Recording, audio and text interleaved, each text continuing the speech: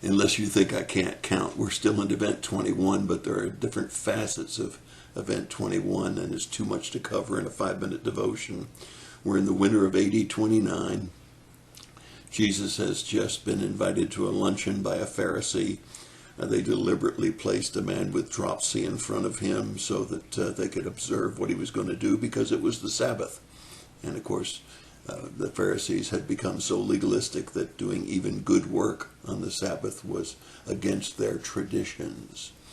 And Jesus, of course, is not about to honor traditions when it comes to healing someone that is in need of healing. So he heals the man and sends him on his way. While he's at this party, this luncheon, he notices that the guests are kind of fighting over the chairs of position. Now, John Phillips says that the head tables would be 3. There'd be 3 seats at each head table. The host would sit on the far, as you're facing those 3 head tables, on the far left. The guest of honor would be in the center of the center table of 3, and other distinguished guests would be on the right-hand side of the set of tables of 3 tables, 3 people at each table. All of the other guests would sit at tables facing those tables of honor. Well, as he watches them kind of fighting over who's going to get what seat at the tables and who's going to be the honored guests, he tells a parable.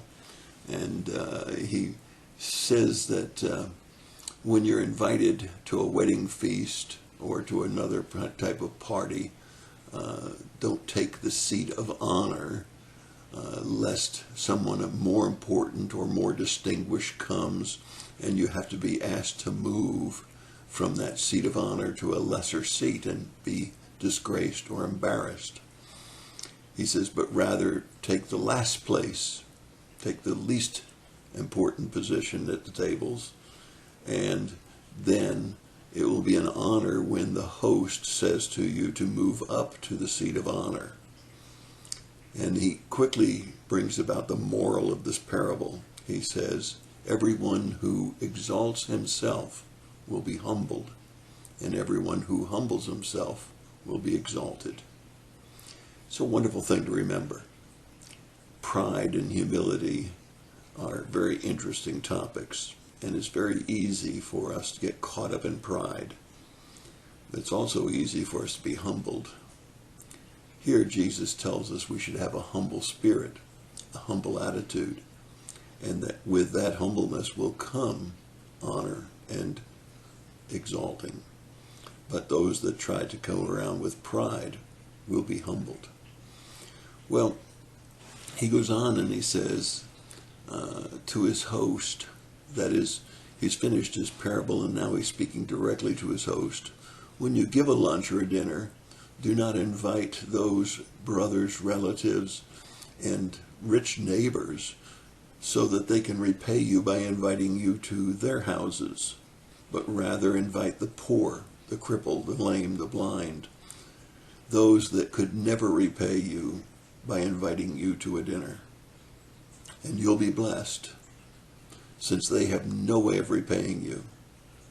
You'll be repaid at the resurrection of the righteous. Now let me ask you a question. When was the last time that you invited someone to your house? Not because they had first asked you to theirs, or not because they were relatives or close friends who could repay you in some way, but when was the last time you invited someone to your house who had no way of repaying you? Think about it for a minute. Have you ever done it? When was the last time you did it? I was humbled when I asked myself that question. It's been a long time since we invited someone just because, and not because of the fact that they were close friends or relatives or someone that could do something for us, but rather inviting someone just because it's the right thing to do, to show honor and respect, and to give them honor and respect. Think about it for a minute. It's so easy for us to become proud and only entertain those who have something that they can do for us, instead of inviting those who really need an invitation, who need some love and concern. I think you challenge yourself when you start to think about it. So that's my thought for the day. And I hope you enjoy the pictures as we say goodbye to the fall and hello to the winter.